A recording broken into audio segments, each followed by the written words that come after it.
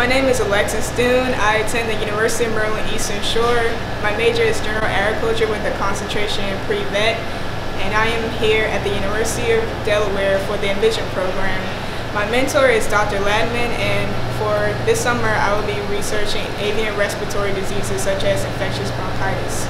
I will be working with 3 infectious bronchitis isolates, which will be put into pathogen-free eggs to grow once the embryos are 10 to 11 days old. These eggs here are being canned for any mortality before we get to the next step. As you can see, there are veins in these eggs, which is a good sign they're alive. Next, we mark where we will punch small holes with the needle in the eggs to make sure the virus gets to the right place. Afterwards, it's important to make sure the area and supplies are clean and spray the eggs with ethanol. For infectious bronchitis, we have to punch a hole at the top of the shell with the air cells located and under where the allelotonic fluid begins in order to get the virus in the fluid. After we take our virus titration and it is placed using a syringe through the bottom hole of the eggs, we then seal the holes with a strong glue and place back into the incubator. Each day up to 5 to 6 days after inoculation, eggs will be canned daily and any mortality will be recorded. After the eggs have been euthanized, the embryos are taken out to observe any lesions. This way a titer can be determined to challenge the chickens that are in the isolators later on.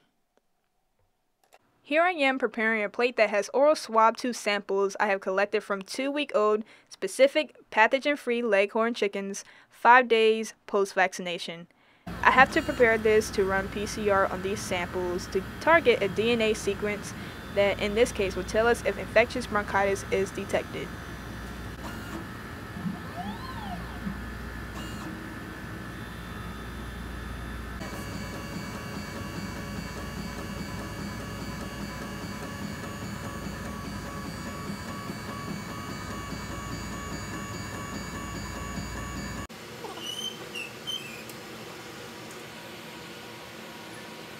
As you can see, here are the results, which on the left there's an amplification plot and on the right shows what this plate was ran for. This is what is expected to see when you run PCR.